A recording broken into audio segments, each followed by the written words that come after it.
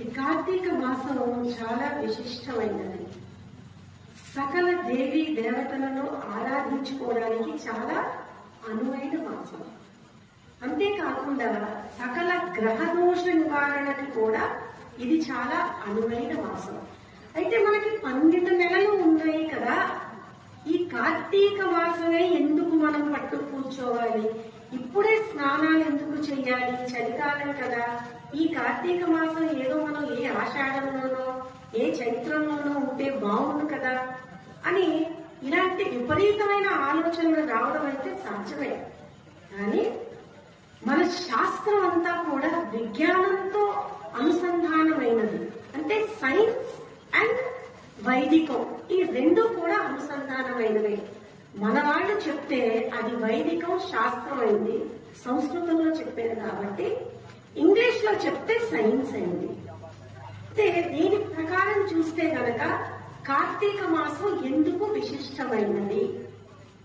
కార్తీక మాసంలో మీరు ఏ నెల తీసుకున్నా సరే ఆ నెలలో పౌర్ణమి రోజు ఏ నక్షత్రం అయితే ఉంటుందో ఆ నక్షత్రాన్ని బట్టి ఆ నెలకి నామకరణ జరుగుతుంది. మొదటిగా మనం చైత్ర మాసం నుంచి మొదలు పెట్టుకుంటే గనక పౌర్ణమి రోజు చిత్తా నక్షత్రం ఉండడం వలన అది చైత్ర మాసం అయింది. పౌర్ణమి రోజు జ్యేష్ఠ నక్షత్రం ఉండడం వలన జ్యేష్ఠ మాసం అయింది. పూర్వాషాఢ నక్షత్రం గాని ఉత్తరాషాఢ నక్షత్రం గాని పౌర్ణమి రోజు ఉండడం వలన ఆషాఢ మాసం అయింది. అదే నెల పౌర్ణమి రోజు శ్రవణ నక్షత్రం ఉంటే ఆ నెల చెప్పండి శ్రావణ మాసం అయింది. తర్వాత నెల వచ్చేసరికి పూర్వభాద్ర నక్షత్రం గాని ఉత్తరాభాద్ర నక్షత్రం గాని ఉంటే ఏంటండి భాద్రపద మాసం అయింది. మరి తర్వాత ఆశ్వయుజ మాసం వచ్చింది. ఆశ్వయుజ మాసం అంటే ఏ నక్షత్రం రావాలి పౌర్ణమికి? అశ్విని నక్షత్రం రావాలి. అశ్విని నక్షత్రం ఆశ్వయుజ మాసం. తర్వాత కృత్తికా నక్షత్రం కార్తీక మాసం, మృగశిర నక్షత్రం మార్గశిర మాసం, పుష్యమి నక్షత్రం పుష్యమాసం, మఖ నక్షత్రం మాఘమాసం, ఉత్తర ఫాల్గుణం గాని దక్షిణ ఫాల్గుణం గాని చూసుకుంటే ఫాల్గుణ మాసం. అలాగా మనకి ఈ 12 నెలలు కూడా ఆ సమయంలో ఏ నక్షత్రం అయితే పౌర్ణమి రోజు ఉంటుందో దాన్ని శాస్త్రబద్ధంగా మన శాస్త్రవేత్తలు, ఎవరినైతే మనం ఆచార్యులు బ్రహ్మలు అంటామో శాస్త్రవేత్తలు, ఈ రోజు వాళ్ళని సైంటిస్టులు అంటున్నారు. మన శాస్త్రవేత్తలు ఇదివరకే ఇంటి గదిలో కూర్చొని మాత్రమే లెక్కలేసుకుని ఎంత చక్కగా ఈ నెలలకి నామకరణం చేయడం జరిగింది. మన శాస్త్రం ఎంత విజ్ఞానంతో కూడుకున్నదో మనం తెలుసుకోవాలి.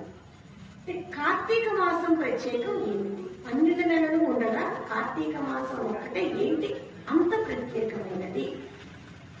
కార్తీక మాసం కృత్తికా నక్షత్రంతో అనుసంధానమయ్యి ఉంటుంది. కృత్తికా నక్షత్రం అంటే అగ్ని ఒక నక్షత్రం, అగ్నితో సంబంధించిన అగ్ని సంభూతమైన సుబ్రహ్మణ్యేశ్వర స్వామి కూడా కార్తీక మాసంలో ఆవిర్భవించిన మాసం. అందుకని కార్తీక మాసంలో మనం సుబ్రహ్మణ్యేశ్వర స్వామిని కూడా కొలుచుకుంటాం. లోక కళ్యాణార్థం ఆయన ఈ నెలలో అవతరించారు. అగ్ని సంభూతమైన నక్షత్రం కృత్తికా నక్షత్రం. ఆ నక్షత్రం వలన దీనికి కార్తీక మాసం అన్న నామకరణం జరగడం వలన హరిహరాదులిద్దరికీ కూడా చాలా ప్రీతికరమైన మాసం ఇది కార్తీక మాసం. హరి హరులు అంటే హరి అంటే విష్ణుమూర్తి, హరుడు శివుడు. సో శివ కేశవులు ఇద్దరికీ కూడా ఎంతో ప్రీతికరమైన మాసం ఈ కార్తీక మాసం. ఈ కార్తీక మాసం ఇంత ప్రత్యేకమైనది ఏంటి అంటే అగ్ని సంభూతమైన కృత్తికా నక్షత్రం ద్వారా నామకరణం జరగబడింది కాబట్టి అగ్ని అంటే ఏంటండి? యజ్ఞాగ్ని. యజ్ఞం చేస్తే ఎంత ఫలితం వస్తుందో ఈ కార్తీక మాసంలో ఏ దేవాలయానికి వెళ్లి చిన్న నూలు పోగు అంత భక్తి మనం చూపించినా కూడా ఒక మహాయజ్ఞం చేసేంత పుణ్యం మనకి లభిస్తుంది అని నేను చెప్పట్లేదు, శాస్త్రాలు చెప్తున్నాయి. అయితే శాస్త్రాలు చెప్తున్నాయి మాత్రమే, ఇందులో మూఢనమ్మకం ఏంటి, ప్రమాణం ఏమిటి అనే దాని గురించి మనం తర్వాత చర్చించుకుందాం. కాసేపు మనం ఈ దైవ